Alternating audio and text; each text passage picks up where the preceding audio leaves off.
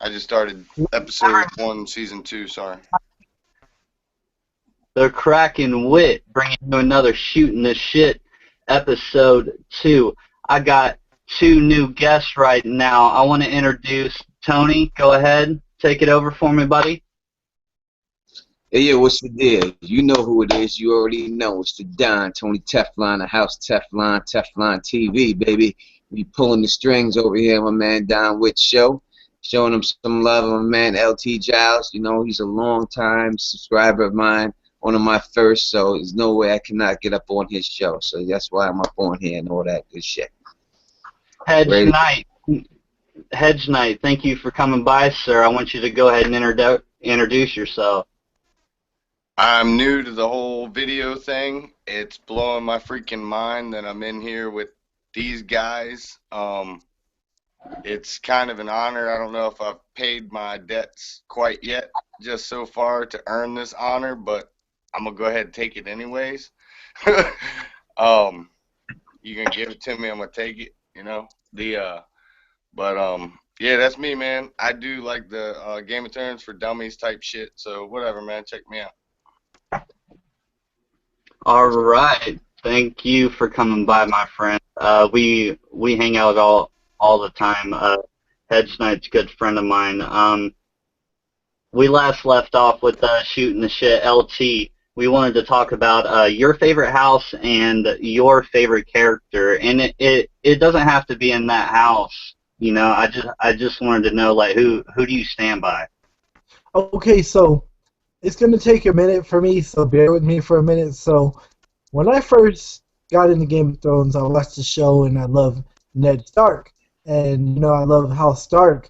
And, you know, so I kept on following House Stark, but then Ned died. And then I backed Robb Stark, and then Robb died. And then so after Robb died, I fell in love with Davos. You know, Ned's right-hand man, and that's my favorite. I would say currently Davos is my favorite character, but as far as season 2 and 1 and book 1 and 2, Robb and Ned were my first characters, but as far as now, Davos is my favorite character. But my favorite family words is House Tully, family, duty, honor. I would say thank you for not making Stannis your best character because your track record is not good. All right, so stay away from my dude. I don't want him dying next. Davos, he could go as long as Stannis lives. Hedge Knight, I wanted to ask you the same thing, man. Well, I'll be a tool in that aspect. It's probably going to be Tyrion, but if I were really to think about it, I kind of dig the honor aspect of it, man. I dig Davos. I dig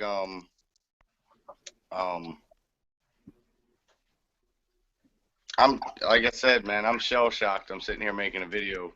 I'll leave it at that for now, man. You really like Arya, don't you? No, that's my brother. My brother is hardcore whore for Arya. So I like Stannis of the House Baratheon. True king, and the man who should and will sit the Iron Throne when all this shit is said and done. Man, Tell us something we don't know, Tony. dude, there's just something about the Victorian with this like big fire fist that has now two separate gods on his side. You know, like not only did he burn like the most beautiful women in the world, he set them on fire and then he drowned them. And I'm telling you that they're not on his side. Makoro's not on his side. And Makoro says to him in that thing, he says, "Your death is with us right now." You know, so she's telling him he's gonna die right there. And if you take that thing right there, who's with them right there? You know, it's the dusky woman is with him right there. His death is already there. Makoro already told him. Makoro is just using him to get where he has to get to. He ain't down with him. That's all fine and dandy, and it ain't happened yet. As far as I'm concerned, there's this guy running through with this big old axe and this lava fist I like choking people I and like hacking them. Victorian. He's a mad cool character. I like him. He's one of my favorite characters in the book. But I just don't think he's gonna survive. Probably me neither, and I realize that, which is why I'm kind of pushing it hard right now, but like that would be pretty cool if, Sir Barristan in that sample chapter, which Hedge Knight turned me on to. I didn't even know it was there. Sir Barristan was like in my homelands they call them Krakens, and then like they meet up, go talk to Daenerys, blah blah blah. Hopefully he's on her side, and then they got Tyrion, super pack, like that'd be pretty cool. I got no love for Tyrion Lannister either. I don't care about that little bastard. Well, okay, and Don and I spoke about this, but in your opinion, do you think that Dany and Tyrion are going to be BFFs, or do you think that there will be a level of deceit to where he'll think they're BFFs and he's more of a potential prisoner for exchange, paycheck slash teacher? And Because see, I brought that up. Like I was like, is she gonna take pity on him because both of them killed their mother? So, and once, she's not gonna fall in love with him, but his story, he's gonna be good enough to sway her. He's gonna tell her everything that's going on in Westeros, of course, why he's wanted, but also his backstory. You know how George talks, and she's gonna realize, that his story that he killed his mom. So is she gonna take pity on that fact alone? And he's got a silver tongue to sway through anything. You asking me? Yeah, well, yeah, Tony. So is she gonna use him, as leeway to Westeros? Like, I'll give you Tyrion Lannister, possibly, use him as a prophet, or is she gonna take him under her wing because nobody knows more about dragons than Tyrion Lannister? All right, so I guess it's set up right now for the way I read the books, and if you look at the way the show is set up, that we see him with her in the show and the clips we see next season. It seems like he has some type of disguise on, some type of fake mustache, which I would think, why would he need a fake mustache? If she is this Daenerys Targaryen, king of all kings or whatever, I don't think she would need to hide him. But it is set up right now for him to counsel her in that way, and we see him doing that in the show, sitting there on a throne next to her.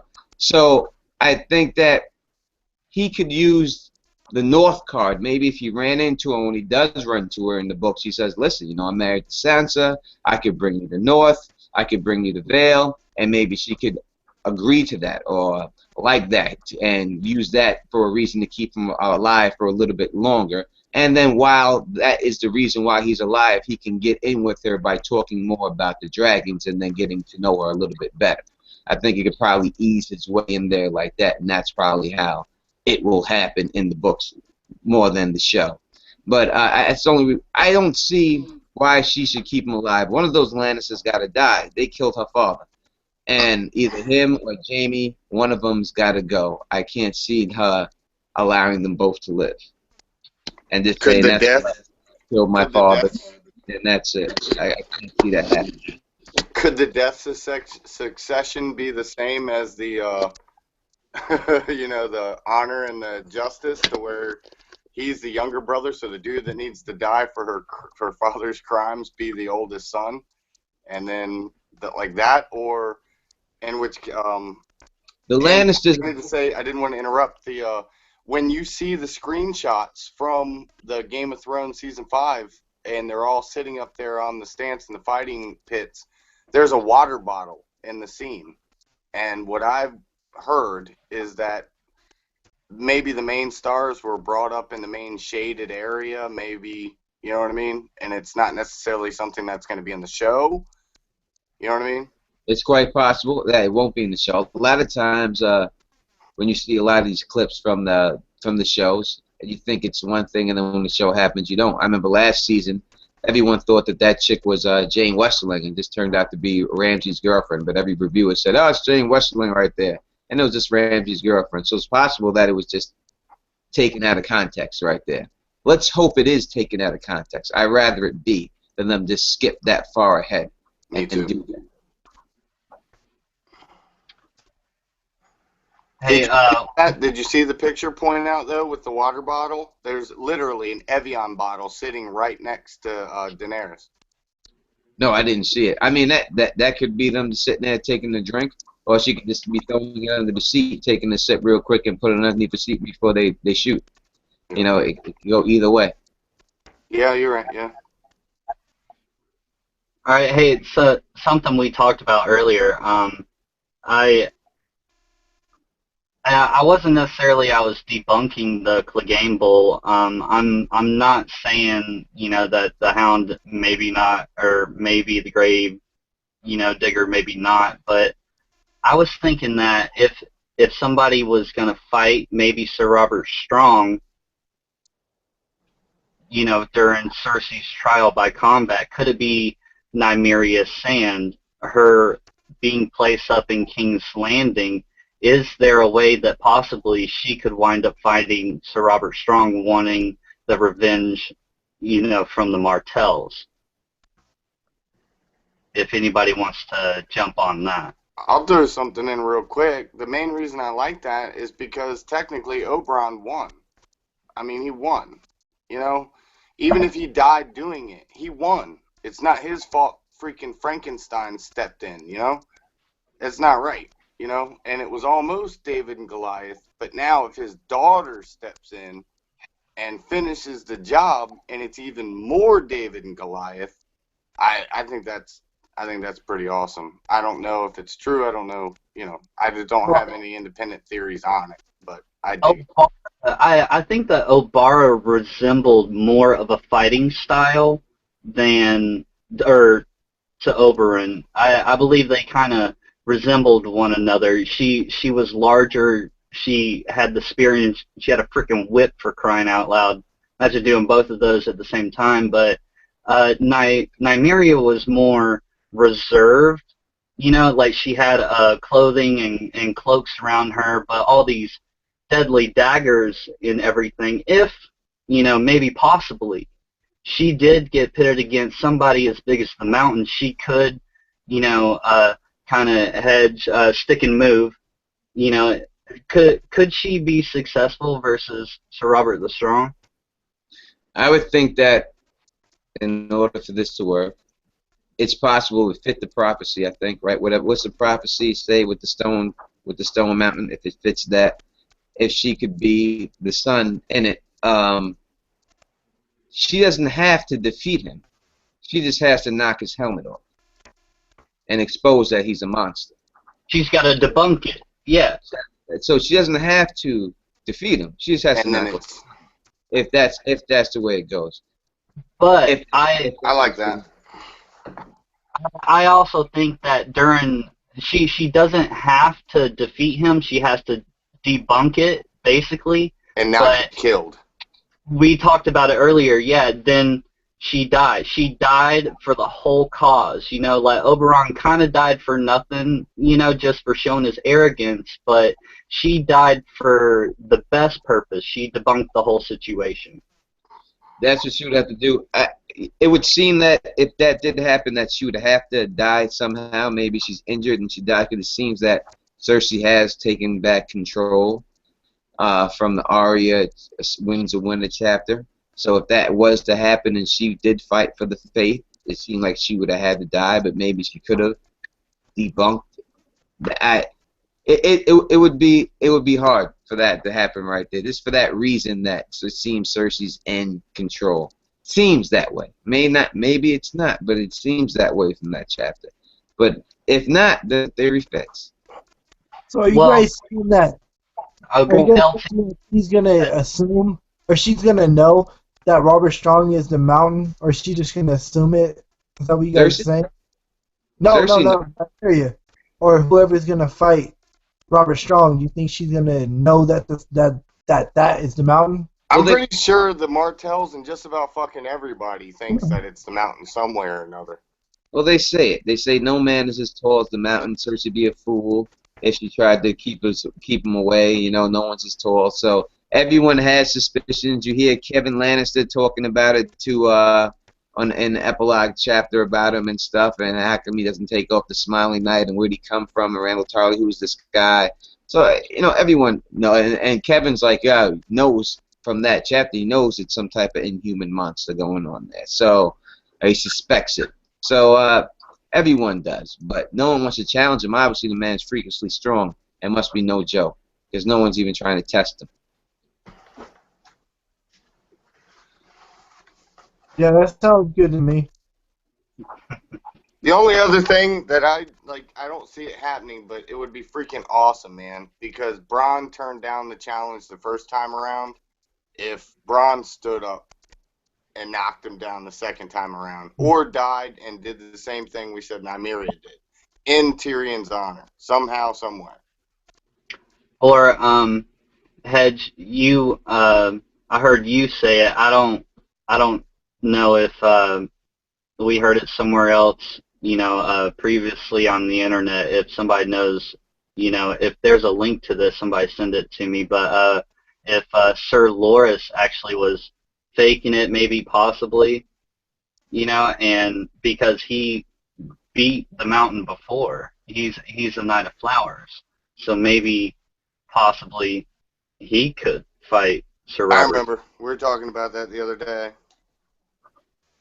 If he did, then he's dead too. I mean, it seems like Cersei's in power. So if you think that Loras is dead or is defeated, and still expose it, then it would have. That's the only way I could see it. As long as Cersei's still in power, and it seems that way from the Arya chapter that obviously they're looking for Tyrion still. That they're about to take Pro Bono off because they still think it's Tyrion. There's still a reward for him. So Cersei seems like she would be the only one offering a reward for him. That she has power, and it would have to say that she won that battle. So if it was Loras, I don't think Loras dies yet. I don't think he's on Dragonstone. I don't think he's up your theory, Tony. How later, if Robert Strong does win, that totally sets up your theory. Later, maybe Jaime and the Hound fight Robert Strong later. It's quite possible that those two could have to tackle that one mega monster together. It seems like it's possible. I see it could be set up that way. Maybe not. Who knows? But it seems that from the prophecy when I read it that that's the way it's set up to be. But it's like I said, he doesn't have to be defeated. All he has to be is his helmet exposed for who he is. The main reason that I even brought up Loras when Don and I were talking was because if it's a problem between Cersei and Marjorie, and Cersei has her monster, and her brother is well known, one of the best fighters, you know what I mean? That he would very well, if capable, come to her need. In which case, he could do the same thing, debunk, in which case, trial by contact, whatever. Can there be a mistrial? Can anything stop the fight? Can there be a redirection? Can it now become a trial by 5? I mean, King Tommen could stop anything he wants at any time and just say it's done. Just like that. I mean, that's saying Marjorie's having a trial by combat. Cersei's having a trial by combat. I don't think that their two people are going to fight each other. I think it's two separate trials, right? They're on trial. No, but Cersei's on trial for causing shit with Marjorie. So Marjorie's brother being a badass fighter who's already beat the mountain once, in jousting at least. You're saying that, but Marjorie's on trial by the Seven has her on trial, right? Right. So that means that Marjorie would have to fight, if it was a trial by combat for her, would have to fight the Seven's champion, right? So you're saying Loras would fight the Seven's champion? Who would be the Seven's champion? I think more people think that Loras will be the Seven's champion versus the Mountain and fight against Cersei that way. But I don't know if he's going to... I think it would be more important to get Cersei killed than anything. Right, but now mean, it's how would Loris be the champion of the seven? Why would the like Sir Loris would have to have some kind of intervention? You know what I'm saying? I don't think randomly the seven would dub Sir Loris to fight And as their. Marjorie's having a trial by faith. She's not having a trial by combat.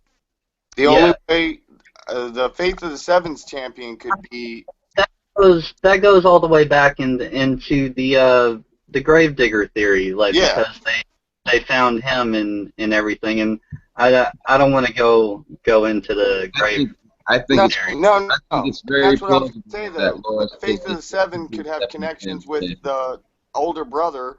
Older brother says, hey, I got fucking the Hound. Let's have a fucking game bowl, son. Nah, I don't like the Clegane Bowl. I wanted I to talk. I'm sorry. Yeah, I wanted to move on. I went back and read that Varamir Sixskins chapter about where he talks about his this is going to be the final death, and when he tries to warg into the woman and she bites her tongue off and everything, and I kind of want to buy into the we might see a chapter or two inside a Ghost, from John. I like it and I don't like it because Varamir he basically says when the flesh dies, and you warg into an animal, you can't warg back. So John being resurrected would be the first occurrence. So does anybody think that John is physically dead at the end?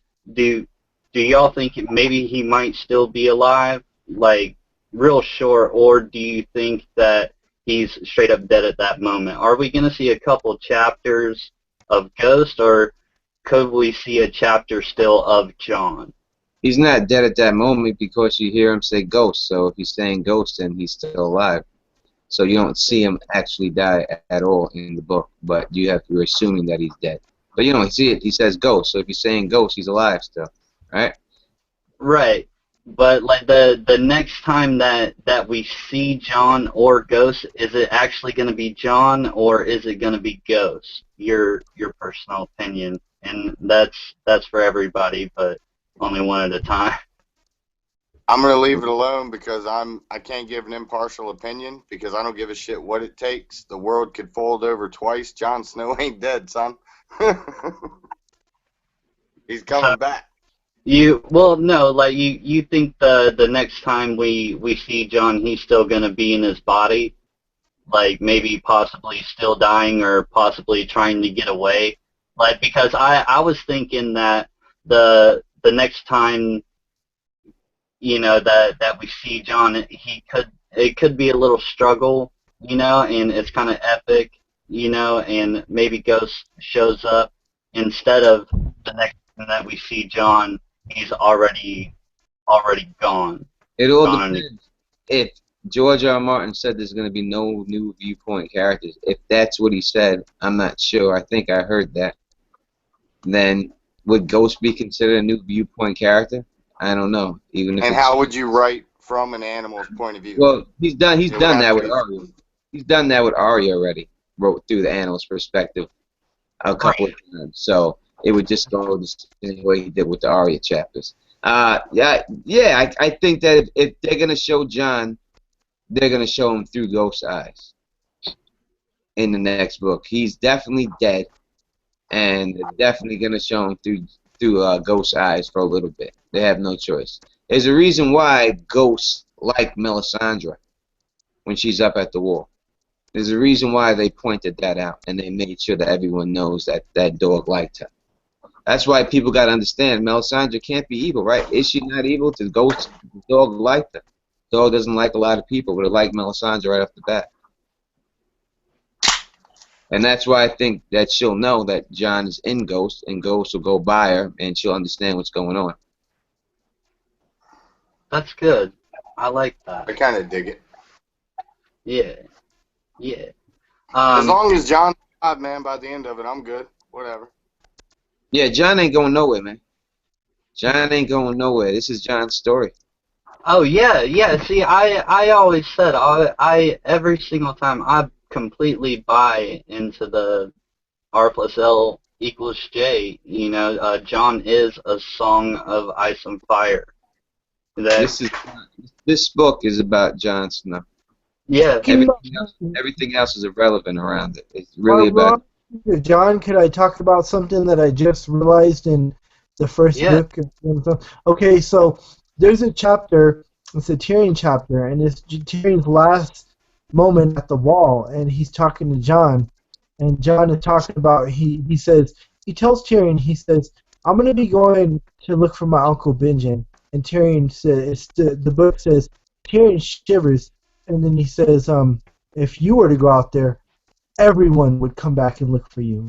And that kind of struck to me. It's like, everyone? He doesn't say all the Rangers, all the Night's Watch. He says everyone. Does Tyrion know something we don't know about John? You know, maybe Tyrion knows something. And it really struck me, man, how he said everyone will come look for you. Well, I have gotten into an argument a long time ago with Maester Payne about the fact that Robert knew, not know, but the Lannisters knew or came up to Winterfell in the beginning to question the Starks about the paternity of Jon Snow and Jon Snow going to the wall. It would fit into that line. Since, like I said, I don't think they exactly went up there to harass them, but I think that they were sniffing around the whole situation. I think that people thinking that why would no one suspect that Jon Snow is not who they claim him to be? I just don't see that happening. Even though Ned was honorable, the Lannisters don't trust anybody. Littlefinger and Varys and all these people, it's just fishy. Ned's story of this coming back all of a sudden, this is my baby from Wally, whatever, Lila, the milkmaid. It's just a fishy story just to take that man at face value. In Winterfell, I could see people not questioning him because he's the Lord, but I see Southern Lords and people who have things to gain actually saying, you know, this story's a little bit off. We can't say nothing directly to him because he's Robert's friend, but maybe we can investigate this on our own a little bit. I remember that video you made about that. That was a long time ago, homie. LT, LT, you had a question. Where was the Stormman for King Robert? Remember? You know Yeah, what I'm talking about? yeah, I was wondering, you know, like, when Ned came to Winterfell, he had all his men, like, probably like 200 men with him and all his court. And I was just wondering, where was all the Stormlanders, all the Baratheon men at, you know, at the end of the book? And I haven't got there yet because I read the book numerous times, but I'm listening to it on audiobook.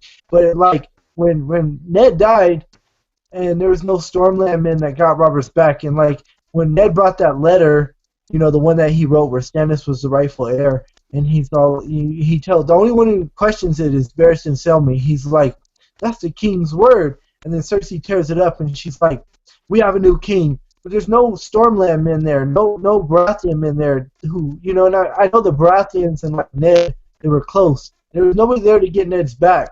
And me and Don were talking about it earlier, and I was saying that those were all Renly's men, because Renly was the current Lord of Storm's End, and they probably left with Renly, but I don't know. I was like, where are all the Stormland men at? They left with Renly, and it's all orchestrated by Littlefinger. You know, once those guys left, Littlefinger took over the City Watch and got Ned killed. And Ned should have seen through that a mile away. I just not savvy enough. Just like Littlefinger said, Starks, they're not smart. They're just like just all brawn. He should have seen that a mile coming, Ned. But you know, it cost him. Quick tempers and slow minds. Hey, I said, I'm sorry. I didn't mean to interrupt. no, Everybody bro, okay? it's your show, man. All right. There was a couple questions that our girl Claire Gray had. She was wondering about the Winds of Winter prologue. She Yeah, said Claire, that you know it's yeah, gonna be a tough question. So Claire. yeah. So whose perspective do you think it's going to be in? Is it going to be her herself or possibly somebody else? Did you say you meant Jane's perspective or somebody else's? Yeah, in anybody, like whose point of view could it be in? There's there's a specific, you Well, know, I was telling you earlier that I think that the prologue is going to take place at River Run, and it's going to be probably Jane's perspective, and it's probably going to take place at River Run. But it's possible because Jamie was sending her to Cassidy Rock. It's possible that they could be on their way to Cassidy Rock, and the Blackfish could attack them and save Jane. It's possible. It's hard to tell. It's like I said, it depends if George R. R. Martin said there will be no new POVs. I'm not sure on that question, so I'm not sure if he said that or not. Uh, that's the hard question. I don't know. It's hard to tell. I would like it. I would like to see it in Jane's perspective. To tell you the truth, if I could pick, I'd pick Jane. I think to see it in her mind would be the most interesting. But I think she'd have too much information, and that's why we may not get it from her. well, Claire says that childbirth at Greywater Watch or the Citadel, and the maester who births Jane's baby will have to die because of their knowledge of who the baby is. If it's that way, possibly they could run into Howland Reed, but we have no source material yet. The chapter doesn't exist. What about that? I just think that if she's pregnant and all that, the fact that they killed the baby on the show, this shows that the baby don't mean shit. But Tony, you gotta remember that the books are the book and the show is two different things. It was such a statement of stabbing the baby in the stomach on the show. Yeah. I think it's meant to tell book readers the baby don't mean shit. I think that's the way it goes. I don't think there's going to be no mystery Jane Westerling Stark baby. None of that. It's too many shit that he has to do right now to add another baby into the fold. Too many damn babies. People are too young already. You gotta get these people. Got to grow up, not add another child. You need Rickon to get older. You need these people to get older, not to add another baby in the mix. Rickon, man. Why is there so many babies in your book? Always switching babies and killing babies and shit. Fucking baby kids in this book. We don't die, we multiply. I have a dog. I have a name. Guardians are. I have a dog named Bebe. Her name is Bebe. For real. After Bebe's kids. My dogs are Booger and Smokey. LT and I, we were gonna give you hell, man. We were gonna give you hell, dude. We talked about it. So you hadn't uploaded anything on your channel for a minute about your whole, comic book kind of this and that. What's going on? It had been a hot minute. Like I looked, I was like, oh, it's been like a month, since Tony had done something, and it was right before your Agent of Carter came out, and I was talking to LT, and I was like, yo, dog, we're gonna do a shoot the shit, and we're gonna tell Tony that we got a suggestion for his channel, and the next comic book movie that you need to talk about is Toxic Avenger 1, 2, and 3. 1, 2, 3, boom. Go to the store right now and purchase 1, 2, and 3. And when they look at you at the cash register, tell them Tony Teflon sent you, son. All right? All right. Now, number one, I have seen a Toxic Avenger when I was young. I think that may have been maybe some of the first titties I ever seen. White woman. But I do not recommend anyone going to buy them goddamn dumbass. That stupid face motherfucker, this goddamn mop sticking people's hands in the goddamn fryers and shit. It was funny for back in the day. You probably get all of it used for $3 though, man. Shit, they don't. That shit is only on Betamax. That's only you're gonna find that on right now. I didn't VCR Betamax. Laserdisc.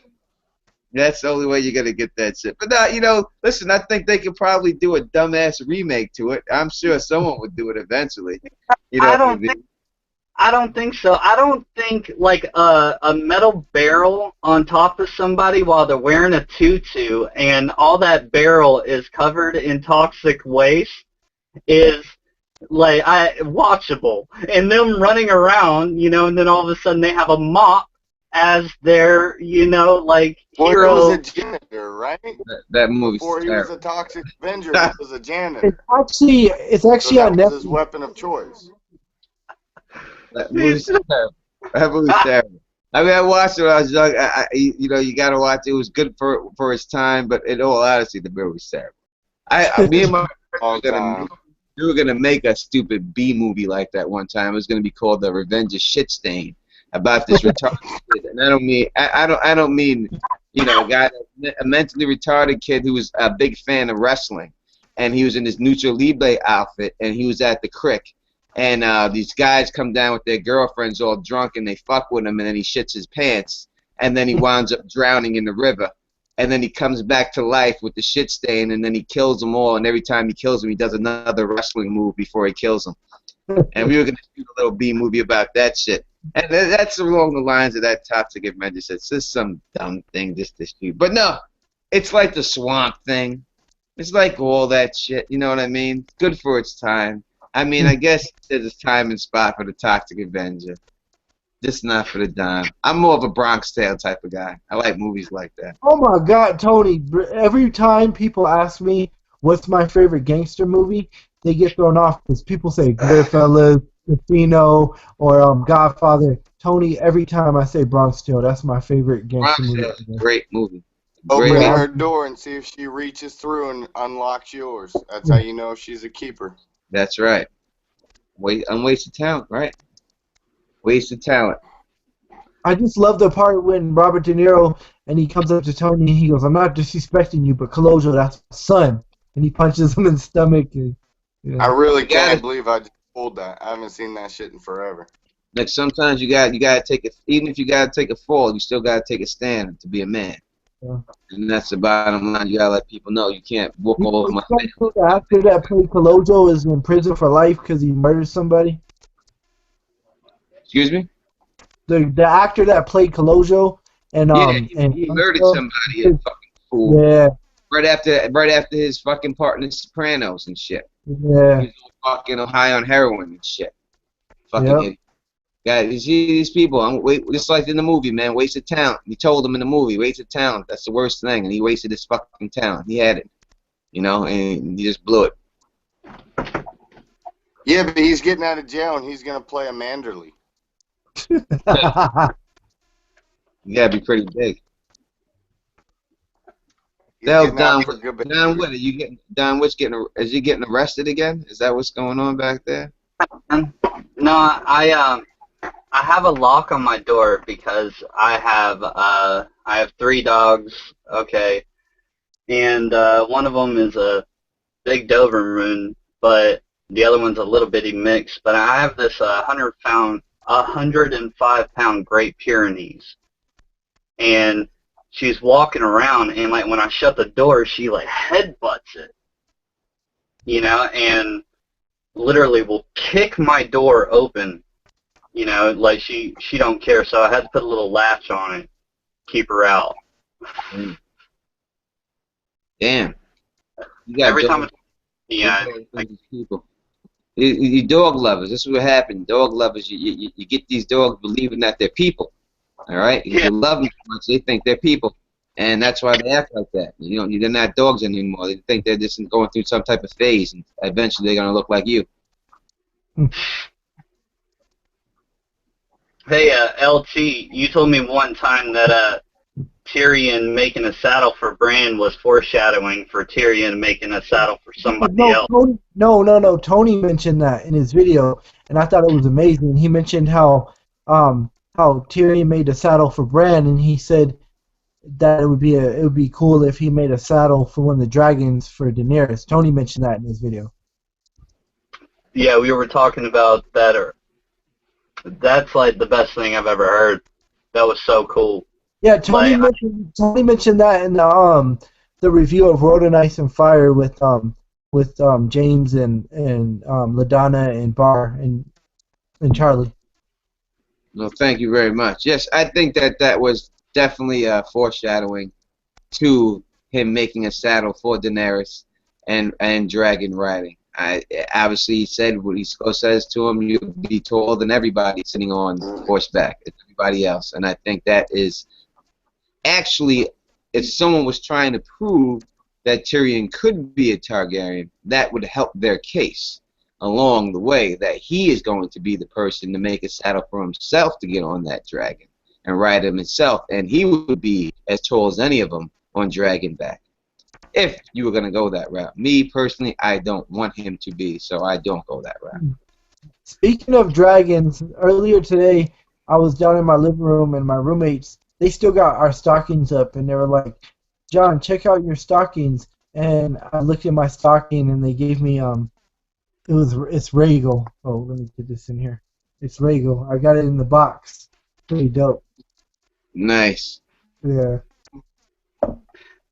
dude, my buddy, I don't collect those things, but my buddy, he stopped by while I wasn't at home, and it's like totally a dude thing. He wrapped it up in the same bag that he bought it in. He like folded it over and like set it down and like wrote a little like piece of paper. He was like, "There's a hot chick inside," and it was like the action figure of Daenerys, you know, like with the little Drogon. I was like, "That's awesome." That's the only thing I have.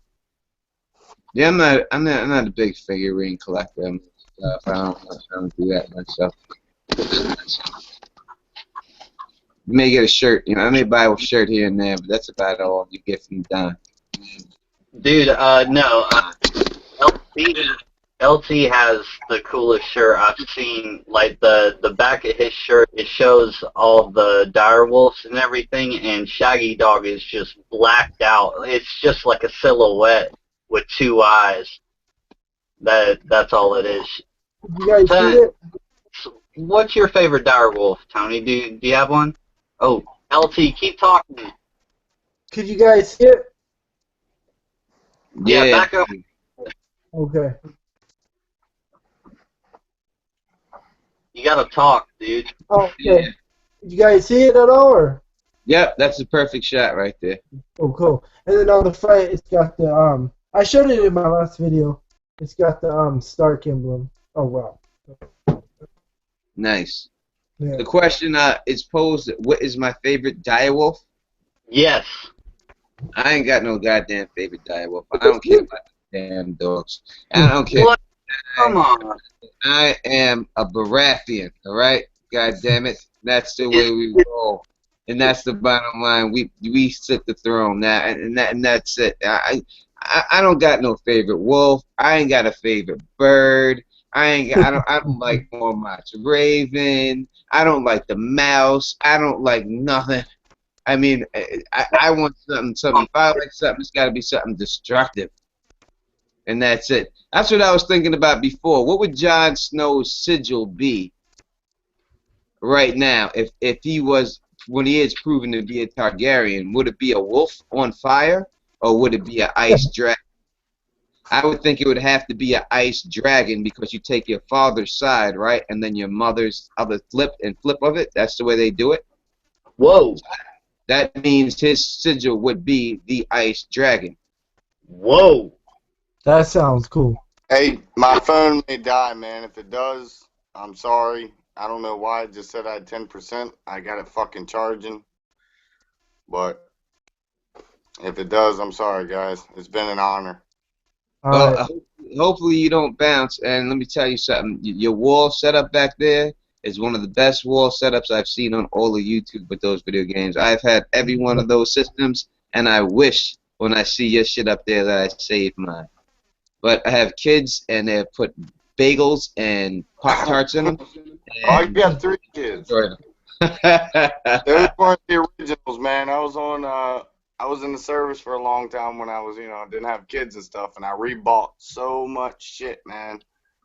And I came home with nothing. So, but a Oh, bunch of shit. I could name the. I think for the Super NES, I like ActRaiser, probably one of the best games for that system. The GameCube, Skies of Arcadia, was just a phenomenal game that came out for that system, and Tales of Symphonia was really good. You Sega mentioned, Master. oh my bad, my bad. Huh?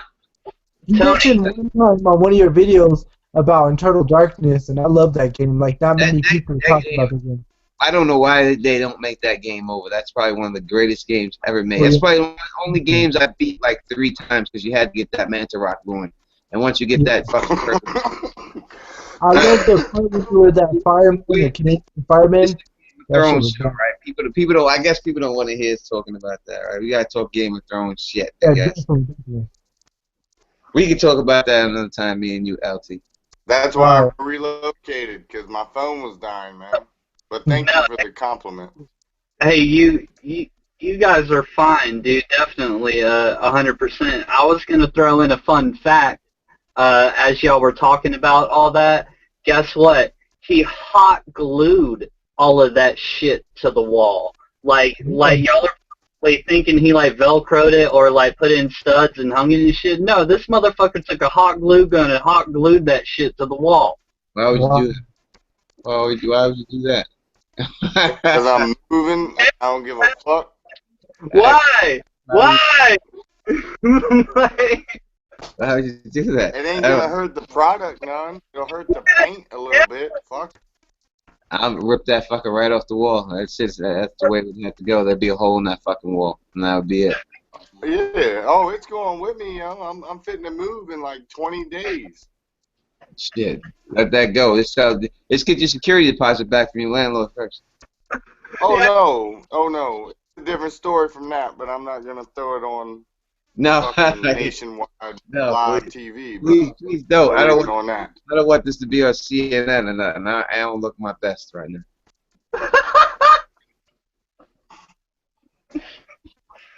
Oh my god. Give me a question, Johnny. Give me a question about Game of Thrones, baby. Oh my god. LT wanted to pick your brain about Valerian swords. All right, so you know what? In one of my videos, that ice video, I've had a lot of controversy about this goddamn ice sword not having red streaks or having red streaks and yada yada yada. I'm not conceding the fact that it did or not, or it didn't yet. I don't know, but the fact that so many people have told me that it didn't, I'm gonna bend the knee to the masses and say that I was wrong and that it did not have red streaks in it, even though I still believe I was right, and I'm gonna find the proof that I was right. And I just haven't done it yet. But right at this particular time, to end the controversy, I will allow the people to say that I was wrong on that. I got All a right. question for you, Tony. So I've Okay. researched this, and I've looked online. I've tried finding it in the books. Is Robert's Warhammer Valyrian steel? Because it never says it isn't, or it never says it is. I believe that it was Valyrian steel. I think it is, and I think that when you even if you go to the official Game of Thrones site where you can buy the actual weapons, and it says that Warhammer is made of Valyrian steel, and that's So, the one where they cost like $1,000 to buy them and shit, yeah. and $599, and that's So the that's money. not the Baratheon weapon. Like, okay, every house has a Valyrian steel weapon, but that's not the Baratheon house Valyrian weapon, right? So, like, what? No, that was made. I know the maester. I know the guy who made that for him too. I can't think of it, but I do know the person who made that Warhammer for him. Yeah.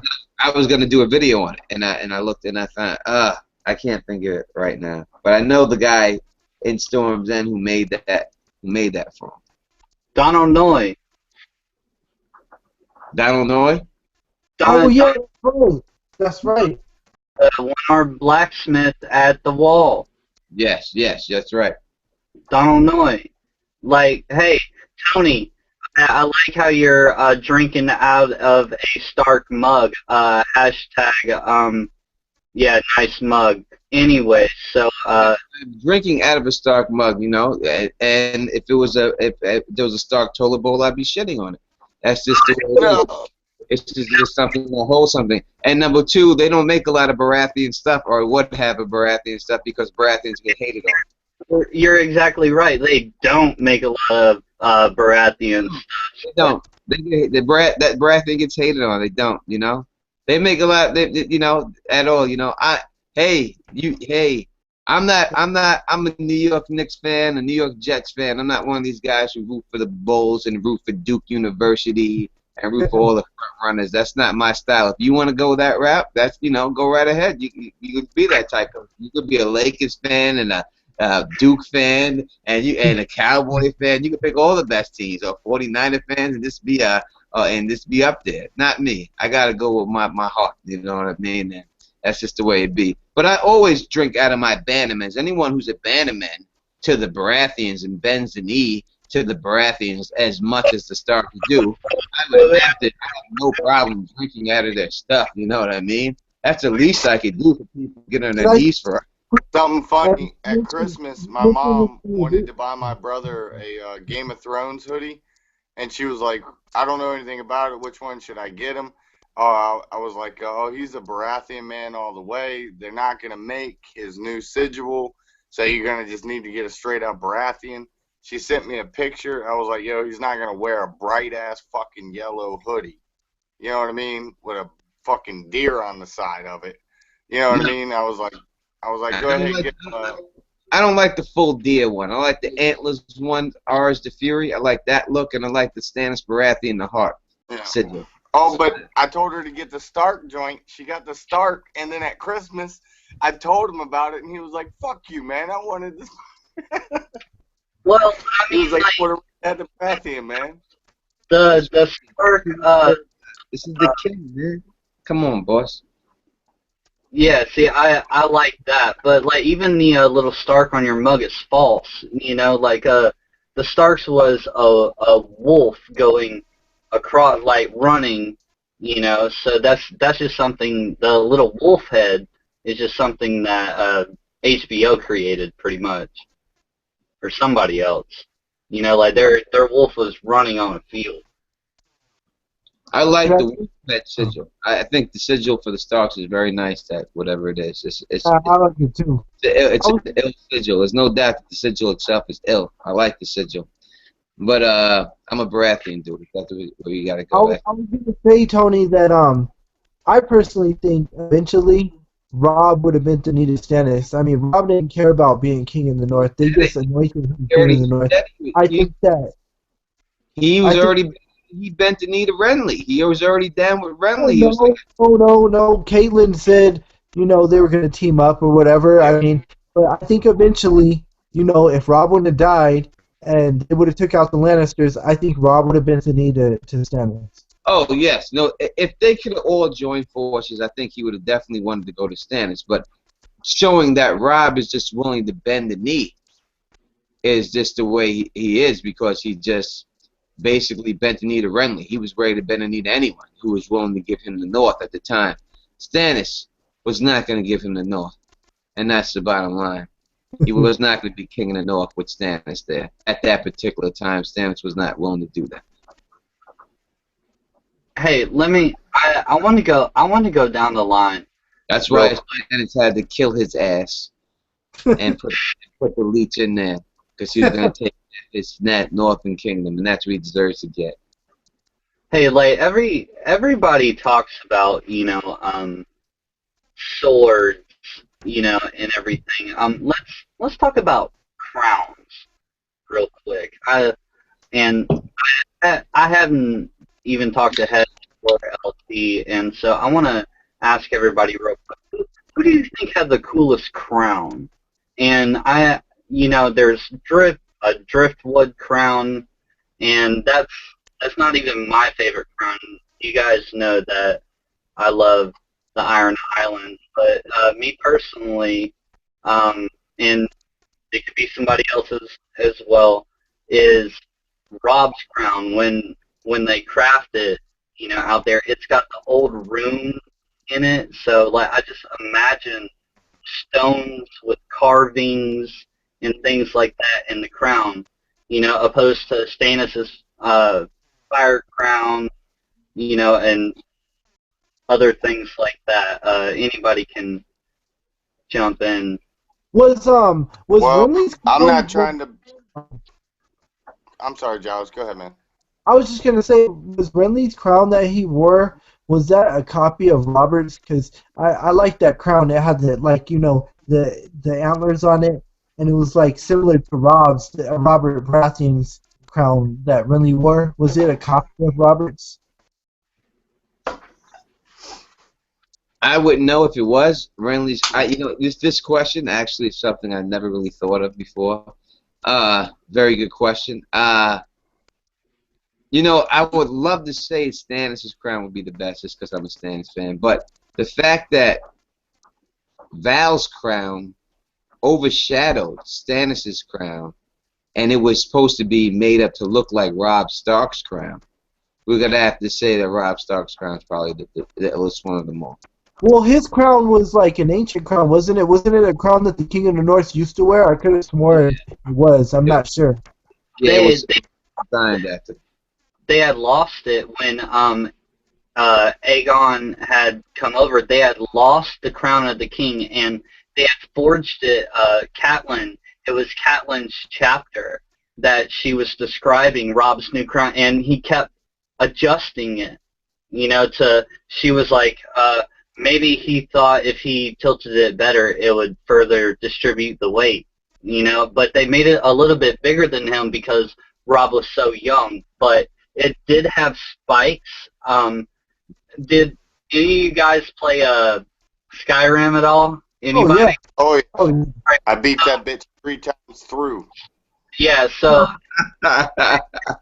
when you went and got that old Nords, if you sided with the Storm Cloaks, you remember that old Dragon Knight's teeth thing? It reminded me of that. It was really... Stop there, because I didn't get the answer. What?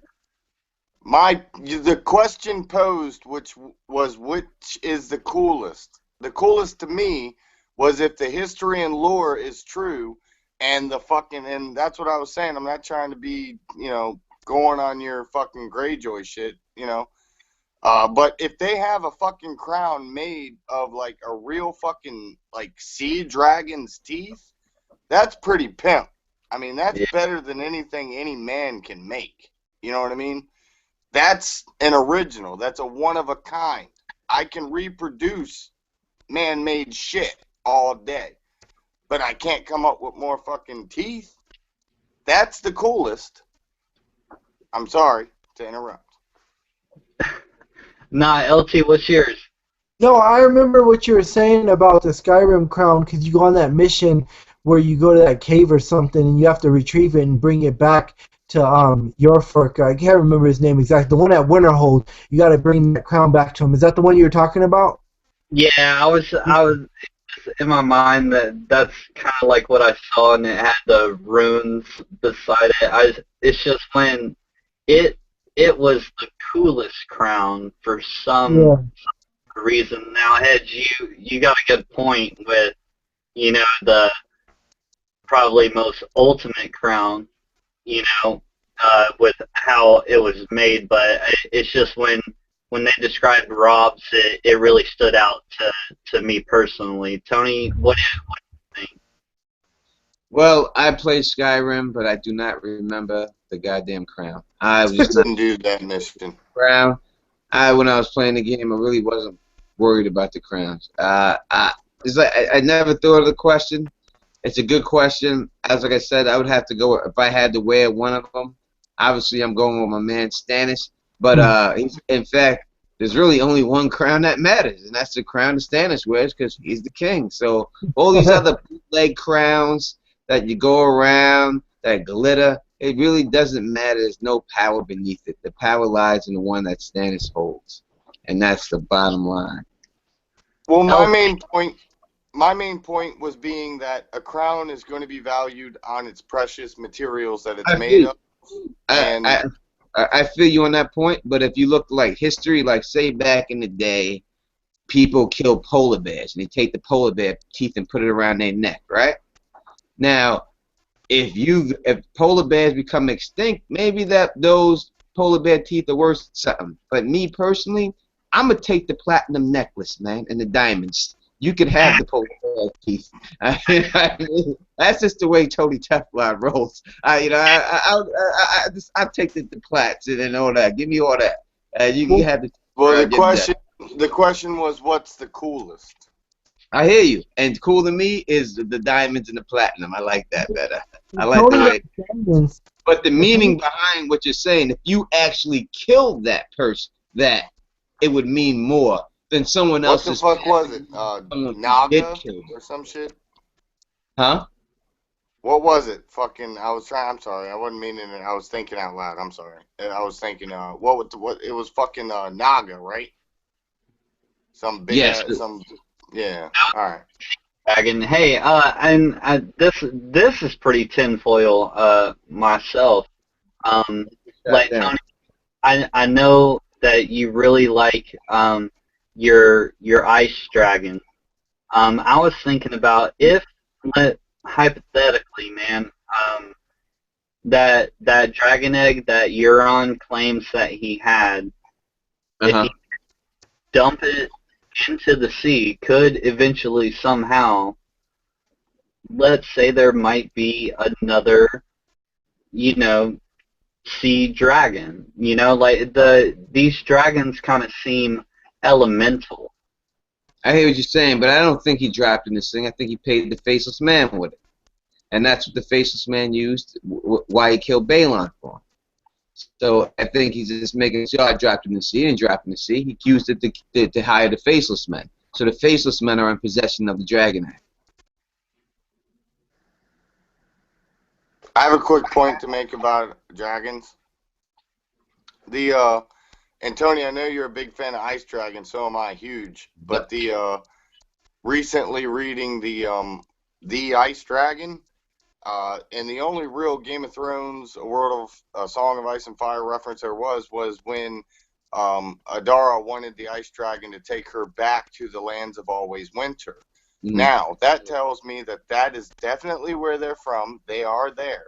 It is the one of the only unmapped areas.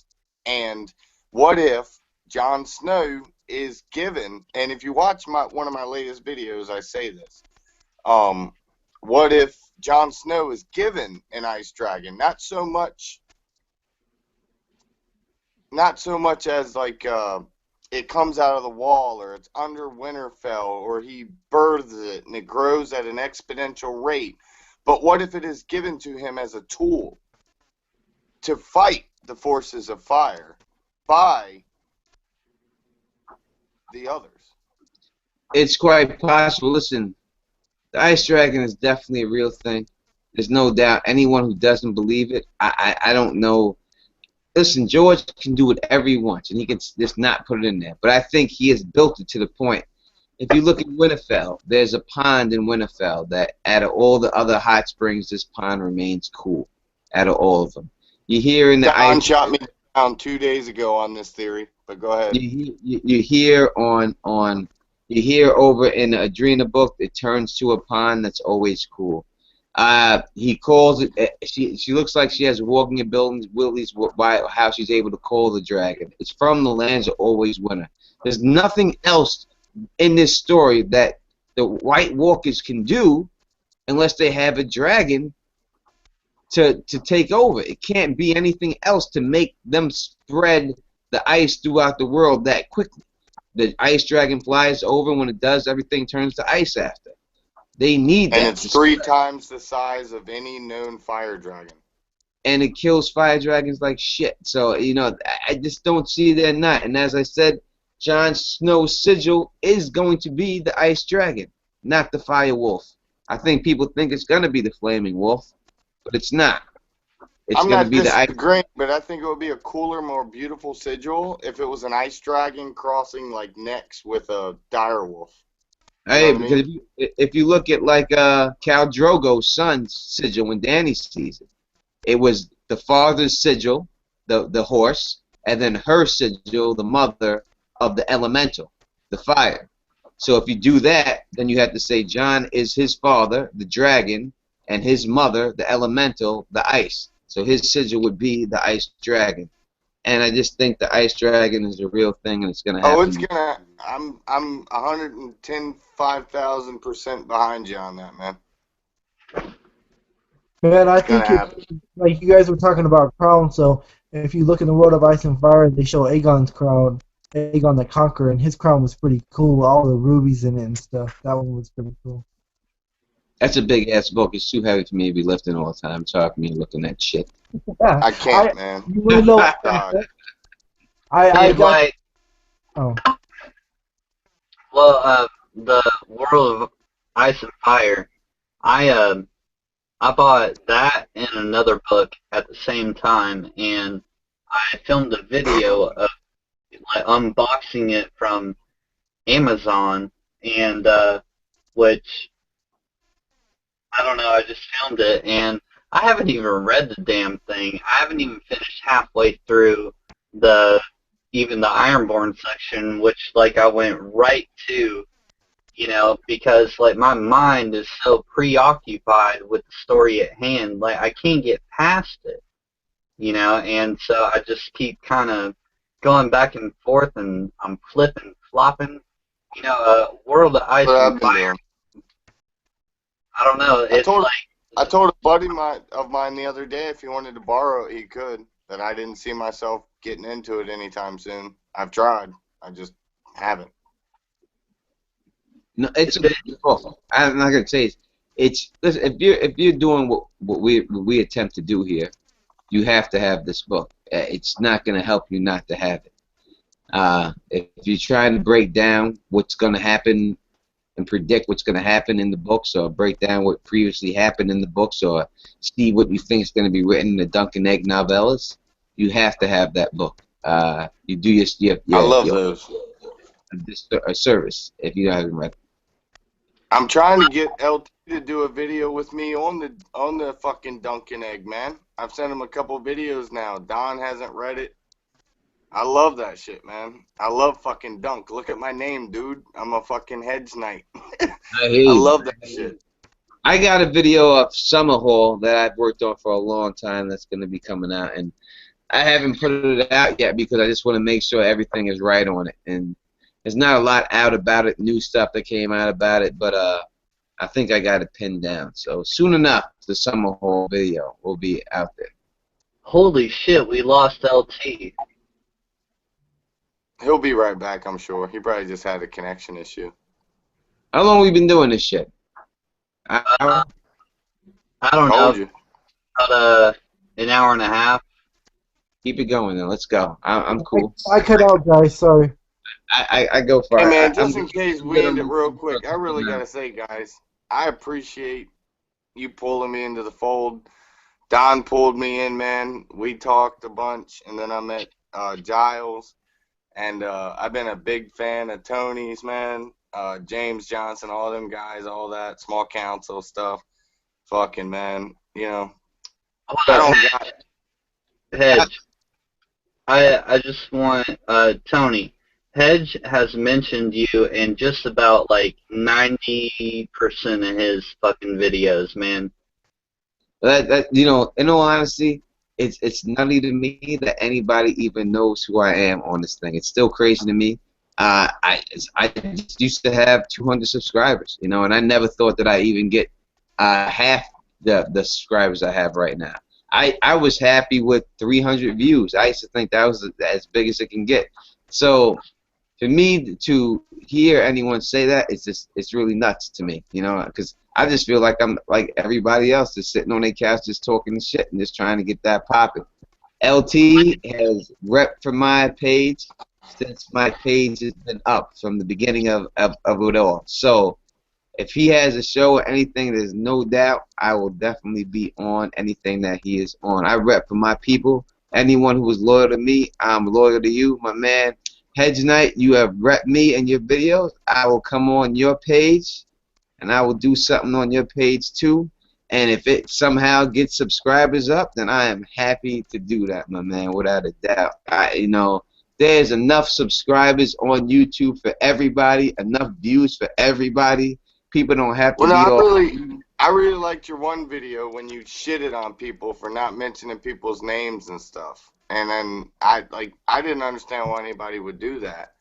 And that's why I feel suspect when I say something that I didn't come up with because it's not, you know what I mean? It's not my shit, but I build off it or I don't agree with everything they said. You know what I mean? So Yeah.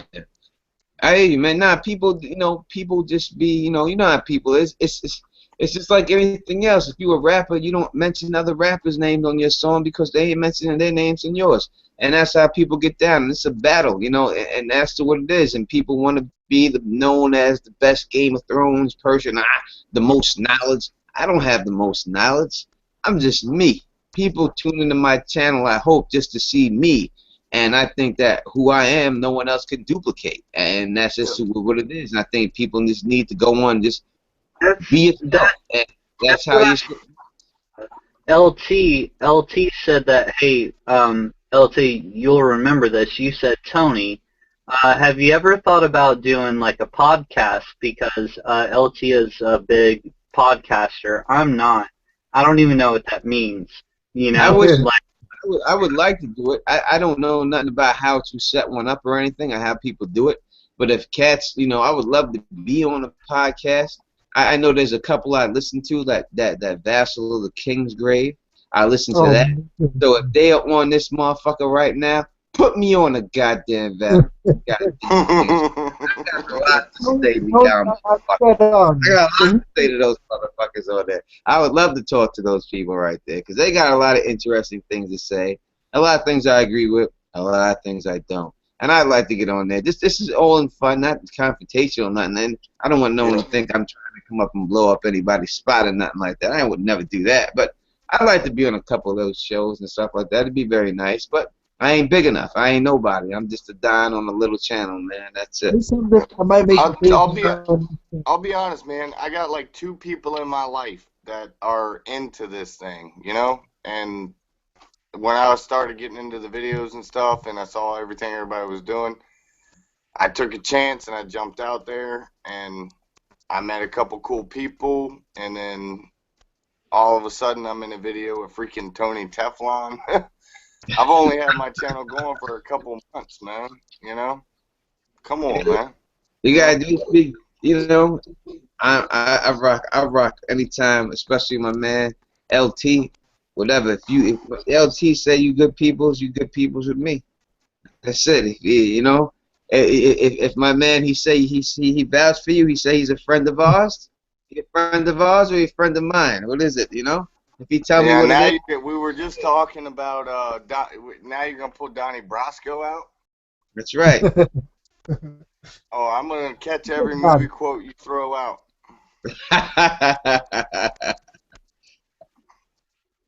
And that's the way. I retain. Give me a goddamn question, Donnie. You got something for me? Anything? You want to talk about the pink letter? People got something to say about it? I'll talk about it right now on Talking the Shit with goddamn Don Wet. I got a question, and Don and I went back and forth with this, and I heard your opinion on it already, but we can elaborate. Do you think that Lightbringer can be the sword of the morning? It is the sword of the morning. I think I don't know how people don't think that it is. Let's put it together. That's what I think. I agree. It's called dawn. What is dawn? That's the morning, right? When you wake up, it's the dawn. The sword of the morning. It's called dawn. I think that's pretty obvious right there. It says that the sword is alive with light. When they bring up Lightbringer, it's alive with light. I don't know, what else has to be said about it. To tell you the truth, to me, it is what it is. I'll tell you what's to be said. I agree with you 100%. But what I've been told is that we know how Lightbringer was forged.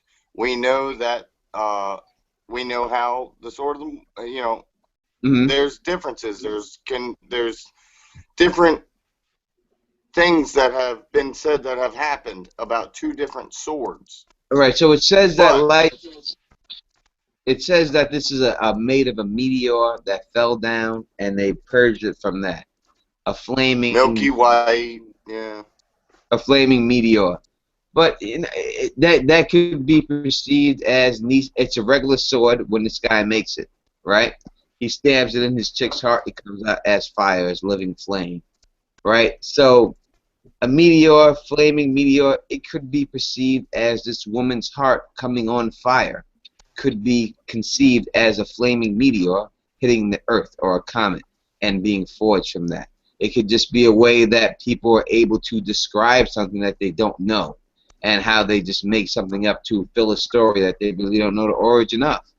And it can be taken either way. But I Yeah, think that without a and doubt I'm that gonna go ahead and spoil a. I'm gonna go ahead and spoil a fucking video I got totally planned out, and it was gonna be one of the best ones I had. But one of the don't things that I do was that. gonna say, Don't do it. Don't do it. Don't do it. yeah, it don't matter. It don't matter. It don't matter. Just how history and as time passes, so many different stories can be combined into one story, as to where they say that there were very well multiple Davids, but one David didn't do everything they said David did. You get what I'm saying? And not everybody was named David either. But David was given all these things that he did. But he didn't necessarily, not this one guy did all of them. So through history, different things people have done can be sucked into one storyline because it makes it easier and better. I'm sorry, Don, for cursing. Better story. You get what I'm saying? Mm-hmm. So I hear you. I believe that could be taken from the Brand the Building story of how he's gone from built the wall and built Storm's End. It's easier to put it on him than different people. You know, I think yeah, that goes throughout this whole book if you want to look at it like dude, that. they said yes, perfect example, and I didn't even think of that. Thank you, dude. You know how long it would take to raise a castle the size of Storm's End, the size of Winterfell, the size of the Wall? Yeah, it's impossible for Longer the than a man. lifetime. You can't do it, but it's easier to make a story on the Brand the Builder who did all these big. Tower and Hightower and Storm's End. Mm-hmm. Yep. And obviously that's what it is. You know what I mean? So Well, you no, wait. def I don't think they said he built Storm's End. I think it was said he was rumored to have helped with the building. And yes. I could be He helped. wrong. He went down there and helped him out with it because the guys kept getting blown down, so he needed And if assistance. I'm wrong or not, it could have, in its last construction, been helped with the help of the Children of the Forest. And that would mean that But the I could be Starks. wrong. That would mean right then that the Starks are at war with the Storm God because that guy was protesting the Storm God. This guy, the Starks come down and help him out. That means the Starks would have beef with the Storm God too. In which case, then maybe that would make natural God-fighting allies between the Greyjoys and the Starks, but the Greyjoys don't give a shit about nobody. No, that's like I said in in the video that I said how it would end. In order to win in the Game of Thrones, from what we see, alliances of houses have to be made. And I would think that if the Greyjoys have to make an alliance, the only one I could see them align with is probably the Lannisters. If Cersei's in peril and she's got no one else to turn to, she may get down with the Greyjoys. I could see that going down. I think that would be a great little thing for her last stand to try to hold on to power. But I think that the Lannisters' fate may be what they have. You may reap what you sow, and their fate and their legacy is built on wiping out their whole people's houses. So I think their whole house may get wiped out, just like they have made their name of that. That's why I don't think Tyrion and Jaime may not survive through this whole thing. Did you guys know? Oh, my bad. Go ahead, Don. Sorry. LT, take it, man. I was Go just ahead. gonna say, like you guys were talking about Dawn and the Sword of the Morning, and the World of Ice and Fire. Late in the book, they mentioned that there's a Sword of the Evening, and some people think that might be Darkstar's sword because Darkstar he's Darkstar, you know. Mm-hmm.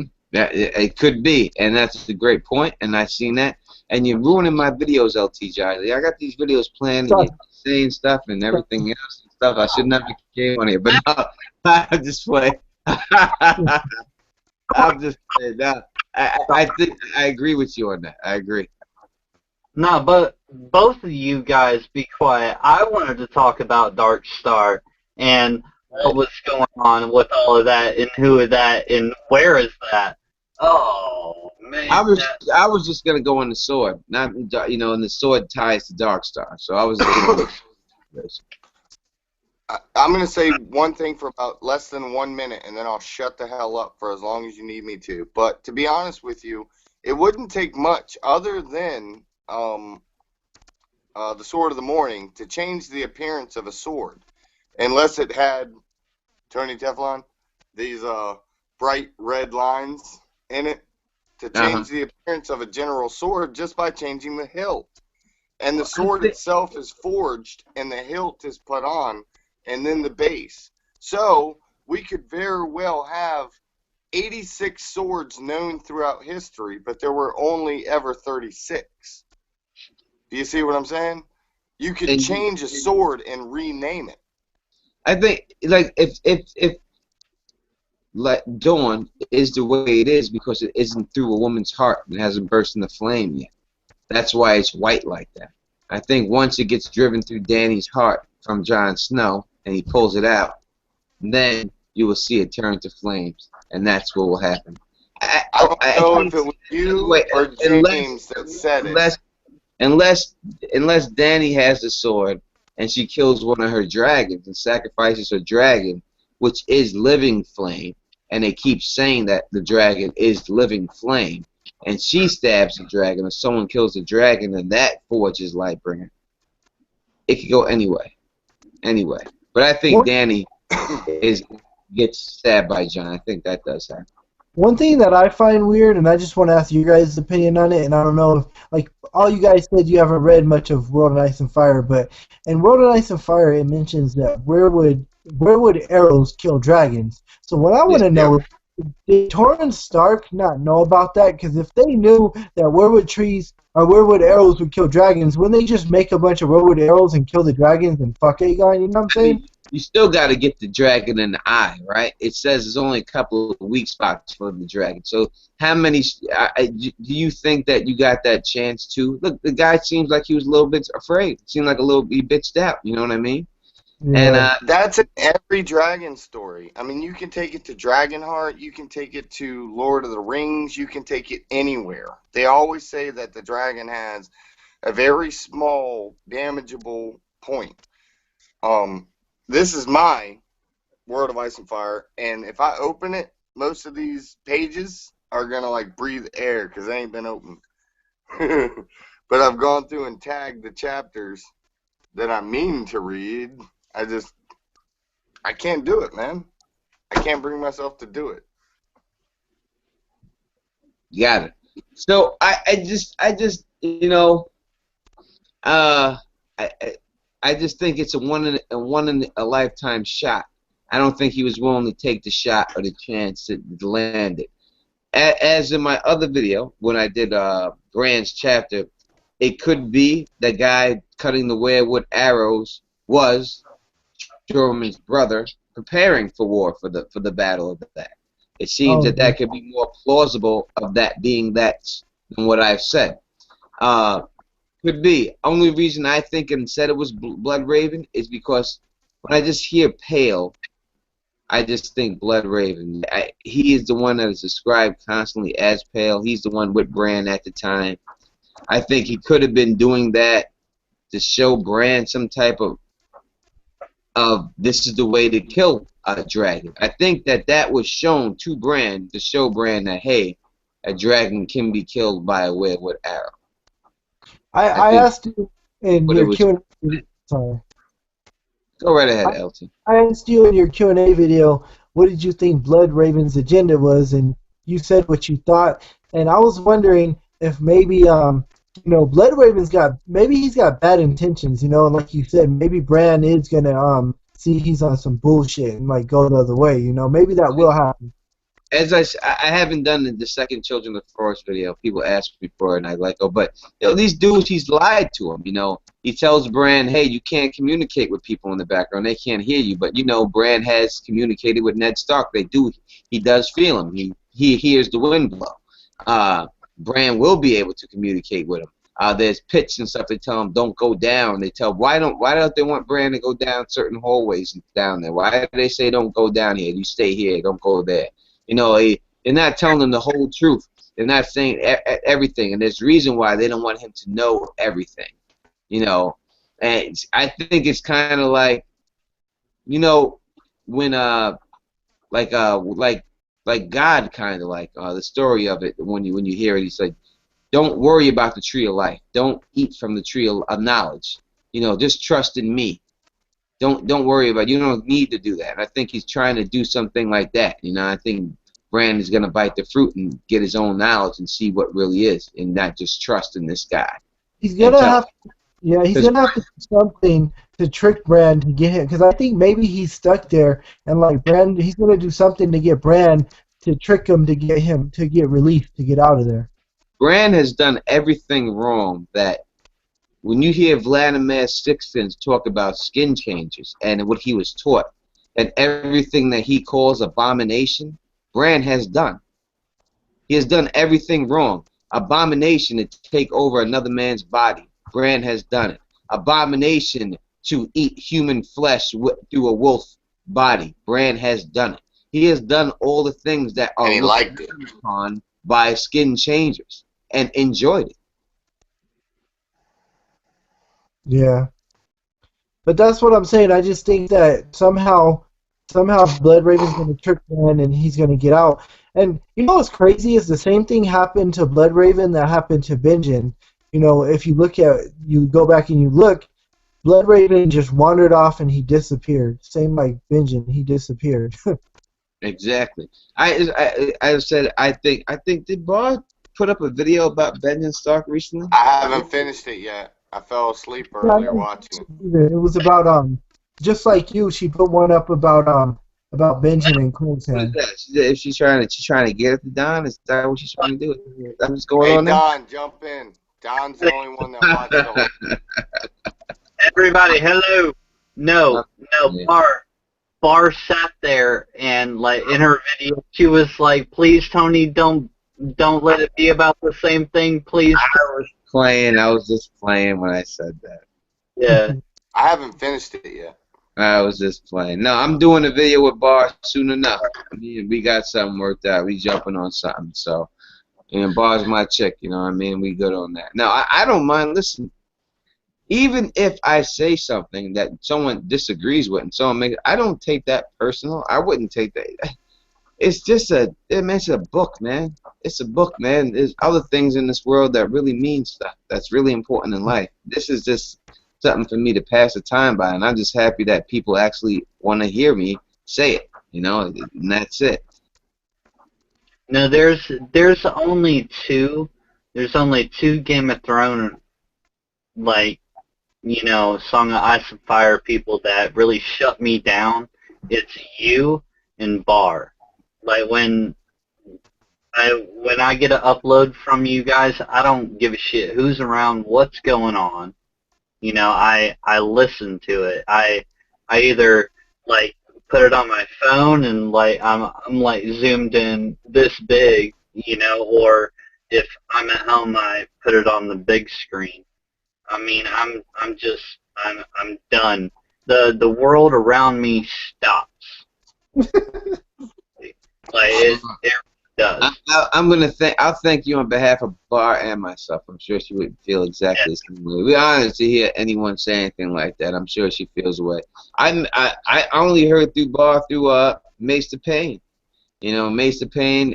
He's the one who said anything about her and did the video with her. And it's like I said, if my people's vouch for you and they say, you know, you're a friend of ours, and you know, a friend of mine, you get you down with the Don, you know, and that's the way I keep it. You know, I trust my circle to bring good people around. Dude, And I hope she gets really successful. Her channel seems to be growing. I hope she gets as big as she can get. I wish nothing but the best for her. There's a lot of people that I love in this little community that we have. You know, everybody on the small council, of course. You know, Bar, Maester Payne, Ren Renwood, Icy Spots. You know, there's a lot of people. Claire Gray. Claire has a whole boatload of questions that she You wants ain't been answered. leaving no questions on my page, goddamn it, recently. Yeah. You ain't been doing nothing on my page recently. Claire's been ducking me. I don't know what happened. She did a video with me. I have never heard from her ever since. I don't know what happened there. I have Dude, to watch a I may have Netflix scared her away. that she recommended Claire to me. wants to know what's the one mystery you want solved? What's your favorite book of the series so far? Who's your favorite female character and why? Which character reminds you of your own self? Like, Me personally, I'll give me the first question. I'll give you the first answer. I'll do it right. I'll go right through them if you want. Do it Real- one by one. Each question one by one. And All all right. four answer one by one. What's the first one? one by one. Alright, what's the one mystery you really want solved? I want the damn pink letter solved, and I want to be goddamn right.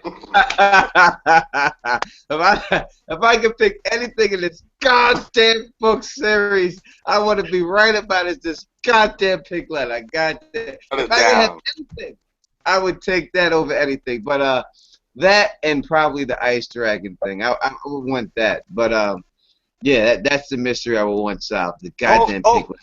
You As long as brought I'm it right. back up. Don shot me down on the ice dragon on the pool behind Winterfell because he said the pool was too small. You think it's And too I small? said, too small. And I said, but it's deep as fuck. So what if the dragon was laying vertically? It says that when it can come out small, the colder it gets, the bigger the ice dragon grows. Exponentially. It's not Yeah. like a regular It doesn't dragon matter that takes a If shitload of time. it doesn't matter how big it comes out, it can just fly right over the snow. It's already snowing down there right now. It's gonna keep growing, and that's it. Alright, so Tony, you're the pink letter. Hedge. Jon Snow. I want to know for sure. You want to know for sure about Jon Snow? R plus Z plus R plus X equals elementary. Whatever. LT. You know, I'm like 100% sure that Jon Snow is the son of, so Arpus Joe equals J isn't something that I want to know, but I don't know. Probably Benjen, I want to know where he is. I mean, seeing these videos recently from Tony and Bar and other people, yeah. Dude, I want to know what's up with Benjen. I want to know if he's dead or if he's alive. That would be really awesome to find out in the next book. I'm going to add that one to the backside of what I said. The greatest mystery I want to be solved is what level of badassness that Victorian is going to kick everybody's ass and just like fucking sail off into the sunset. Well, we've seen already his badassness. He already got cut in the hand by this little flower boy, and so he wasn't that badass right there. You know, if we want to take it for what it was, right? So I mean, listen, Victorian's dead. I'm sorry, Don. He may last a little bit, but I don't think his fate is going to be that good. I think Makoro says it right then. He says specifically, "Your death is with us right now." So only people in that boat right there is the Dusky Woman, or it could be taken as his hand is with them too. The poison that's already set in.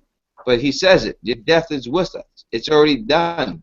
And I see great things in the flame for you. I've already seen this. He's already seen his death, McCoral. And he knows what the death is. And Victorian Greyjoy will die. But, it's all good to like him, Don. I ain't saying nothing wrong with that. Stannis may die too. My biggest mystery is what the fuck is going on with Rickon. That's my biggest mystery. I want to know what's going on with him. I want to know where Shaggy Dog is. But that's just me personally. And as for the Jon Snow thing, real quick on the Jon Snow, Jon Snow is Rhaegar's son. Listen, no matter what anybody says to you or any video anybody ever watches, all you have to know is this. If the goddamn producers of the show figured out who the parentage is, and that's what George R. R. Martin said, they did not pick Benjen Stark. All right, they did not pick Daenerys is Jon's twin brother sister. They didn't pick that. They picked Rhaegar, just like everybody else, and that's what it is. Point blank, man. Jon Snow. What was the last thing Lyanna said to Ned? Promise me, Ned. Promise me, right? Who is Jon Snow? He's the prince that was promised. I've Period. watched that video on YouTube with Joy thousands of times. I love that video. It's like one of my favorites.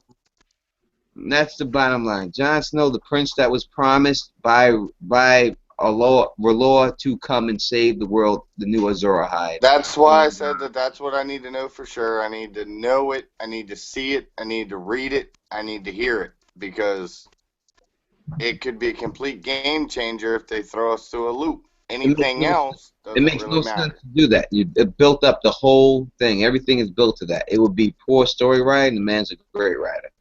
There's no way. It's just that it's been so long, and people have figured it out. They want to have a new twist to it. It's no twist. It is what it is.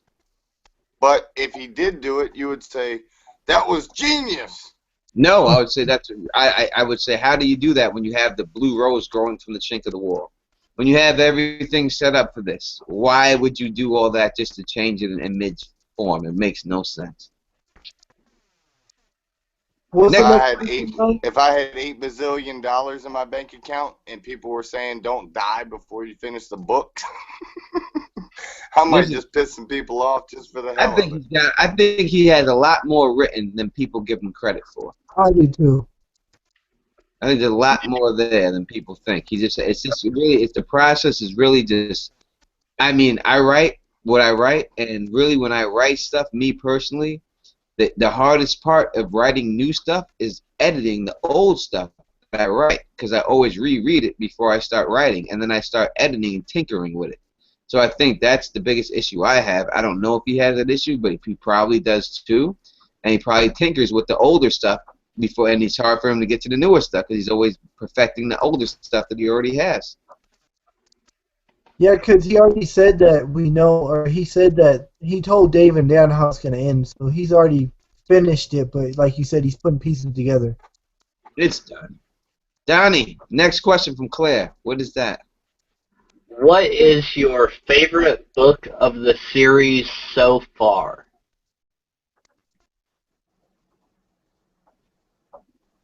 I'm going to say, in all honesty, the book that I've gotten the most out of reading is A Feast for Crows. Me too. Probably one that people think that is the worst one, but if you really want to find out a lot that's going on in the books and behind the scenes, that's the book that gives you all the stuff that you need to know. And I would go. That's one you think the most. Oh, Tony. Oh, Tony, I love you, Tony.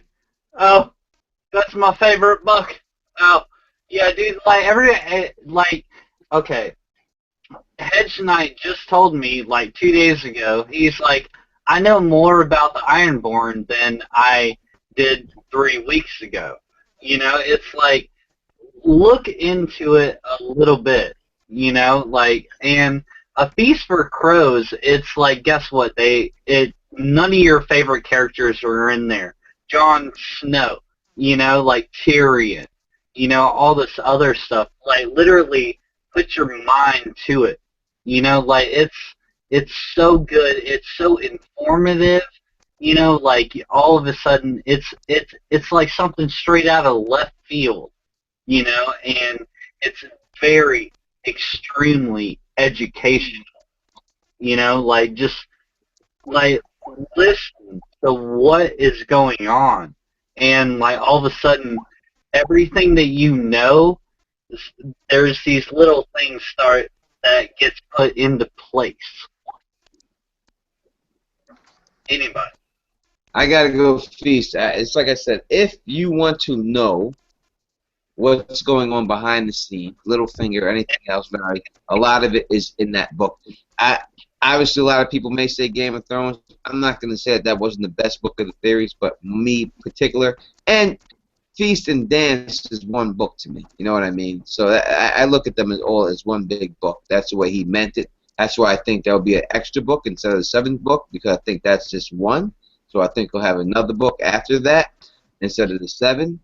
But I would go, if I have to pick, I'm going with Feast. So says Tony Teflon the Don. Would you guys be mad at me if I said, and I know this might be a cop-out answer, but would you guys be mad at me if I said I love all the books the same? I'm a No, big fan of all of them. Yeah. no. It's your answer is your answer. I ain't going to be mad at you about anything that you say. Say it. Because Yeah. this whole series, and you guys might laugh at me if you want, whatever. Oh shit! Oh. This whole series has made me laugh. It's made me cry. It's made me happy. So whatever, you know. I mean, I love them all. I Edge like Knight. the first book because it set up my favorite characters, even though my main favorite character died. I think that that's what really drug me into the series. Although I would say that the Reek chapters and Death of Dragon are some of the most amazing writing I've ever seen in my life. That it just I thought it was very good writing. The Reek chapters and the Theon chapters, the Theon chapters, like those chapters were amazing. Well, that shocked me. That shocked me when George R. Martin said that his most difficult challenge was writing in the mind of Bran, being as young as he is, you know, like trying to comprehend everything. But I thought that the Theon chapters, like him being broken and completely having to think another way, might have been more important. I mean, not important, but harder, you know? I was gonna talk about this in one of my videos, but I was gonna say, you know, 50 years from now, if some little kid walks up to me and mentions Game of Thrones when it's all said and done, the first thing that will pop in my mind will be the Red Wedding. Like first thing, it won't be anything else. It'll be like that'll be the first thing that I'll think about because that shocked me the most, and I was destroyed for like at least a while, man. I was traumatized by that, and it was like if a kid asked me 20, like I said, 50 years from now, that's the first thing I'm gonna think about. You're talking about like a future fandom, like to fall along the lines, like just kind of like Lord of the Rings did. You Oh know, yeah, I know it will. like all of us sitting as you know right here, or meh, you know, like they're What the fuck was that noise? What was that? I'm not into any sheep fucking or anything that y'all cats is talking about with that noise. Velcro glove, sheep fucking. Down like that. I don't know what Don was doing. I'm not down with that shit. All right, just put that out there right now. sound that Tony Teflon made when he was 90 years old, like across his front porch with a cane, like meow, All right. meow. Yeah, I'm more like I'd probably if I was 90 years old I'd probably be more like Grady from Sanford and Son. I probably resemble that. I think I look more like that when I reach that point myself. I pose this question. Think about someone that enters the series once it's complete versus people that enter the series when it's not complete. With the time period difference and time it takes to get the next book and what you've gone through and waiting for the Winds of Winter. The difference the series will affect someone when they can go from book to book to book to book to get to the end. Rather than having to wait the 5 to 6 years in between. And I think James Johnson said it best. He said this is a once in a lifetime opportunity yeah, I that think we that can do this. I think the weight is what allows us to talk. If there was no weight, there'd be none of our shows. There'd be But nobody's show. without the weight, will it be as good of a series? If you didn't have to think so much, you could just go No, back to fucking it Barnes and wouldn't be. Nobles and get the next. The weight is what helps build the drama for it. You know, I mean, Star Wars. If you release the box set, I'd rather have, you know, you had to wait for listen, you had to wait for for Return of the Jedi, and when that came out in the movie theaters, Return of the Jedi, that was the biggest thing in the world because you had to wait for that, and that's what it was all about. You know what I mean? The wait is what matters. You Hey, know, Tony, how old are you? a lot to me, like when you meeting a woman and she's coming over your house for the first time, and you know you're gonna hit it.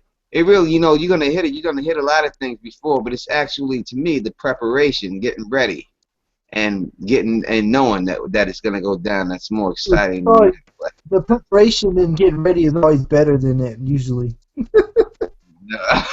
Well, I don't know about that, baby. But chicks is what Nah, they know. They know what it is. But I understand what you're saying. Yeah, the preparation, without a doubt, is is really more exciting to me. The build up, getting ready, cooking the dinner, getting ready for it all. Building everything up to me. Done. Than the hey, actual. you in your 30s or you a little older? God damn, you trying to put dudes on blast in here and everything else? No, I'm 36. Oh, I'm 31. Oh, you my older brother's age. Yeah, you guys, I told you, you and my older brother, y'all got the same birthday, January 8th. That's what's up, son. That's what's up. I think we lost his name. I don't know where Don went. I think he went to the bathroom or something. We may have lost Don too, son. I think we lost them both. I see him in the screen. It's just I think he stepped away for a minute. I see his image, but I don't see him. Oh, Oh, no, I I see see him it. Yep, coming. yep, there he is. I see the door closing right now. I'm sorry, guys. I had to use the bathroom. Holy shit, Don. What the fuck are you doing? You had to broadcast that to the world? The whole world of YouTube had to know that? Yeah, I was using the the old John, the old head, you know. Hey, We lost his name, Don, but I think he'll be back. I think he had problems with his camera phone. So, he's running, his battery's running low. So it may have cocked out on him. Guys, you know what? I mean, like literally, I was sitting here, I was like, yeah, yeah, and then boom, had to go. My bad. Oh, good. Uh, What's the next question from Claire? Does she have another one? I know it's like a bunch of them. I um, mean, that.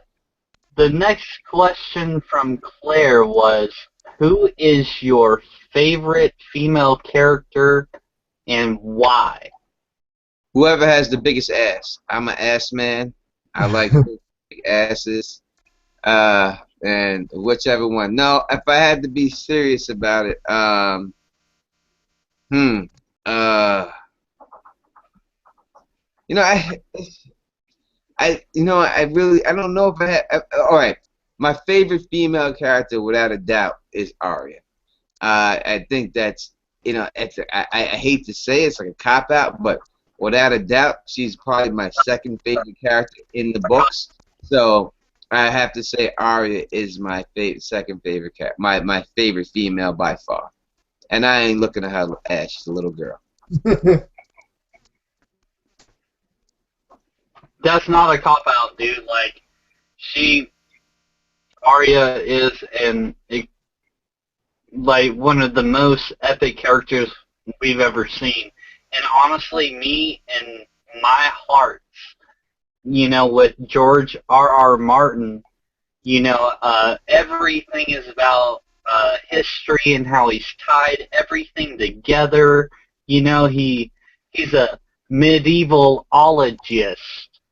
You know what I'm saying? Like, to see everything that's happened epically, with everyone throughout history. I think that honestly, his Arya is Batman is Bruce Wayne. You know, like, and it's really silly, but like that's his homage to Batman. Except I've heard the Arya Batman Bruce Wayne theory. Uh, it can't the way it is given. It cannot be disproven as of yet. It just seems to fit the bill. So nothing you can say about it. I mean, besides the billionaire situation or anything else, I mean, there's nothing you can really say about the. It fits right now, so you can't say you can't discredit it. So it's plausible, yes. no, yeah, it's just of course he doesn't or she doesn't have the billionaire status, you know, and everything like that. But wouldn't it be funny if hypothetically Arya was Batman running around frickin' Westeros like justice? Oh well, it's possible that she could do that. Would it be good if she did that? I don't know. I don't know what. What would happen if everyone on Arya's list, every single person immediately died, all the way down the list? A lot of them are already dead right now. That's on her list, and she hasn't had the opportunity to kill them. So there are only a couple left that are alive that she may still be able to get a couple. Any questions from Claire? That it or more from Claire? You got me here 1 o'clock in the morning, Donnie. Actually, it's 12:43, so you're wrong, dog.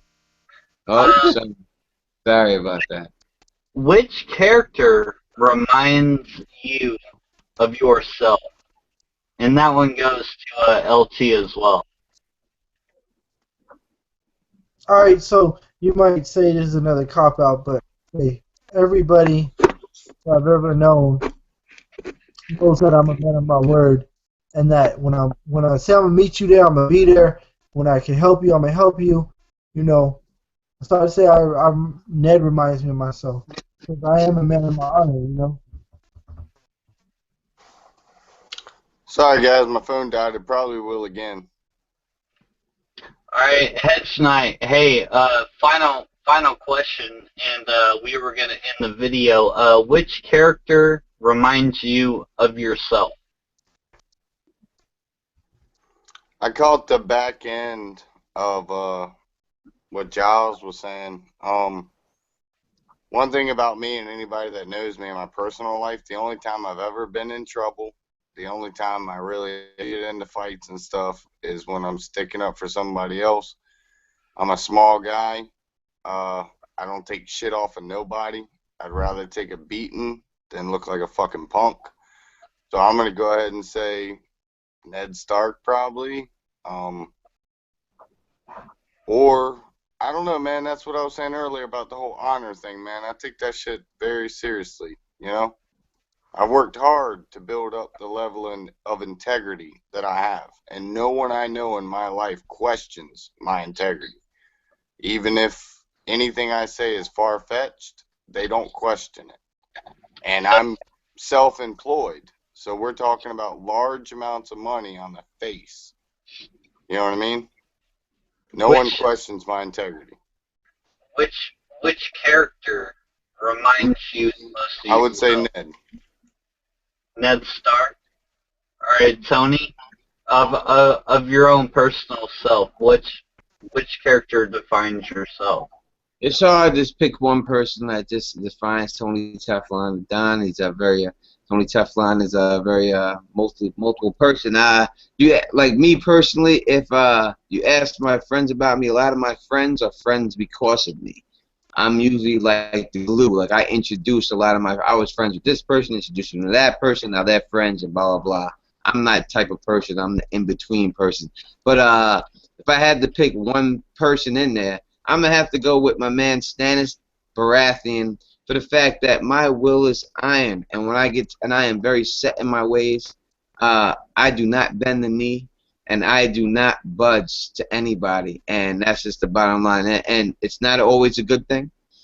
And I think that I am more flexible than people give me credit for. Just like Stannis is more flexible than people give him credit for. But his known demeanor, like when I go out, if I go out to a club or anything like that, it's been known, like people, like women will say that I'm unapproachable. They think that I walk around like I'm better than people, which I don't see that, but that's what's been said about me. So I would have to say that Stannis Baratheon for that reason. It doesn't really matter what question you ask Tony Teflon. It's always coming back to Stannis Baratheon. Stannis Baratheon is the man. That's First the bottom. At King least of you're all, consistent. I can say lowest that. position in the realm. Stannis Baratheon is my dude. That's the bottom line. If he dies, he's still my dude. It's my dude. That's who I roll with. Did you probably won't like the video I just dropped that he's going to beat his brother's record and fight 2 battles and then fall in the 3rd, but win. I don't think he'll fall in the 3rd, but I do think he'll beat his brother's record. I think you're right on that. I think that's what it's been set up for already, and they've already talked about it with the Battle of Ice. He's gonna win these battles. Number, No, no nourishment. Stannis is the man. And But he bottom gave line, that Braveheart fucking speech. But we have the high ground. that's it. We're Oh, here. We got never. nowhere to. Oh, my It's bad. the same thing like in Rome. When Rome went up in Rome, and Caesar went up against Pompey, and they sat there, and he told them straight up, we have nowhere to go. We have nowhere to run. This is Yep. it. And that's it. And then We fucking fight or crushed die. Pompey's ass. Crushed his ass right then. Send I him word. watched it 4 hours ago. That episode, 4 hours, or probably longer now. Actually, I'm sorry, but yeah, he said we fight or we die now, and That's he went it. against They Pompey. have other people. When people have options, people will take them. When you don't have any options, you just got to do what you got to do. You Yep. got to make the other person say, hey, you got a choice. You No, want to stay right here, or you want to take this. and he said that. He said we don't have options, but Pompey's soldiers do. That's And we're right. screwed. And Pompey told what's his name, Viserys or whatever it was, Viserys. What I don't know, whatever. He told him, I don't know how it happened. We shouldn't have been able to lose. I sent my cavalry around. Was that not the best plan? And he said, yeah. And he goes, okay. Well, they were crushed and they ran away, and then they ran into my forces, which totally screwed us. You know what I mean? Yeah, that's awesome. I thought the best character in that whole series was Mark Anthony. That dude was awesome. I love Mark Anthony. He is great. He was great. Listen, everyone in that show was perfectly cast. Period. I got nothing bad to say about that show, but I'm not going to talk about the Game of Thrones episode. DeWitt, I got to bounce, my man. But before I do, I would just like to thank you for having me on your show, LT Giles. I got you. Anything you do, anytime, you know what I mean? Definitely get at me. I'm definitely on it. Man, Hedge Knight, good meeting you. I'm gonna definitely check out your videos now. You know what I mean? We're going to see what's good with that. Hey I'm man, always. even if you shit, just don't shit too hard, okay? I don't do that on people. I only get at people who try to get at me. And that's it. People try to get at me, and they get what they get. You know what I mean? The Break of Lies hasn't had to come out in a while. Tony, I've got some goofy videos. I've got videos with my daughters and stuff, man. So There's nothing goofy about a video of your daughter. Nothing at all. if anybody has anything to say about anything, fucking Tony Teflon is the champion, and fucking send him to handle business. If anybody has any questions about anything, Tony Teflon, you're the man. You're the fucking people's champ. Thank you. Thank you. where's Brahma Bull? You got to get that. You know it. Thank you very much. And I'm out. So, Don, I don't know if you got to do your thing, but peace. And y'all stay sexy, all my people. It was an honor, Tony. Thank you. Yeah, Thank you. See you, brother. Gentlemen, thank you guys for coming by. See you guys later. All right, out, guys. I'm glad I was able to get my phone to turn back on quick enough. Yeah. Hedge, you're the man, buddy. I tried to keep my mouth shut, man. I tried my hardest. No, you're all good. LT, I love you, brother. Have a Love good you. one. I'll Out. talk to you later. Hit me up.